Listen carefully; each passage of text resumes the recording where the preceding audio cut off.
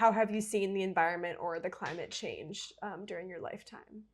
Okay, so this is a trick question because it's like what the story I told you about the pelicans. So I didn't know the pelicans were gone because I'd never seen them before. And it was only when I came back and saw, oh my God, pelicans really like this place. There's thousands of them that I realized that they had been gone.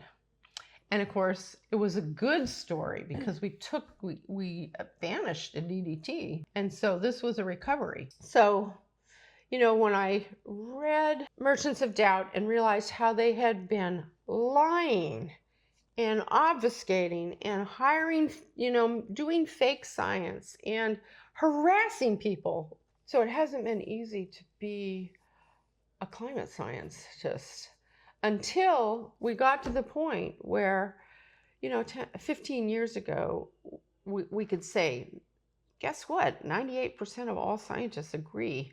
And here's all the data. And you can go on the NASA website and you can look at what's been happening with heat. You know, they have this fantastic page where you can see over time, like starting in 1950 all the way up, you can see how the average temperature has been changing. And if that doesn't get your attention, Yeah, what else will? What else will? So I decided that, you know, I pretty much had done everything that I personally could do, you know, changing my behavior, changing how I live, changing what I drive, what I eat, teaching my kids. You know, I have a daughter who's an environmental artist. She just had a show on Governor's Island in New York. It was a commission. And it got reviewed in the New York Times art section. So that's so cool. She's doing really well, and I'm so proud of her. And I have a son who's an ER doctor. Guess where he lives? He lives in Asheville, North Carolina, where they just like wiped out the whole old downtown area when the Broad River, the French Broad River, just could not hold all the water from Helene. So he lives in Asheville. Wow. You know, their city is not the way it used to be. And then I have a son who lives in DC, who's a high school history teacher. Anyway, that's what I want for everybody. I want everybody to have health care without copays, without paperwork, without hassle. Everybody needs a medical home with a primary care doctor, and they need access to good hospitals, good specialists, etc. And they need good public schools. So we have so much work to do.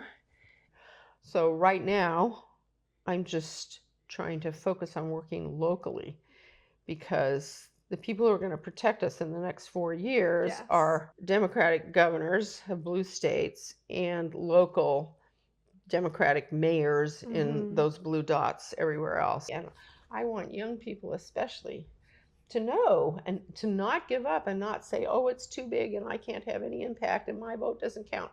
That is not okay. That is not a good attitude because I'm going to be dead and you're going to be living through this. Oh my God. Totally. So you're absolutely right to do this. You need the wisdom and the experience of older people. And they need to give hope and encouragement to young people because this is a long haul. I read another book that was very influential, which I don't know if I necessarily recommend that people read it. It's called The Uninhabitable Earth by David Wells. We'll scare the shit out of you. You'll have to censor that. That sounds so scary. But, I mean, that's when I got really serious about, oh, no, this is not happening to my great-grandchildren. It's happening right now. And it's really serious. And we have to... So I began to start working in the political arena. I began to say, we have to elect people who are going to do good policies.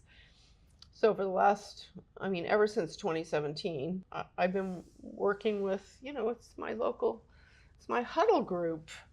This group of women in the fan, you know, most of us are retired professional women, or some of us are younger and still have, you know, teenage kids. But we've been meeting since 2017, since the Women's March. We meet every other week. And we work on electing good people.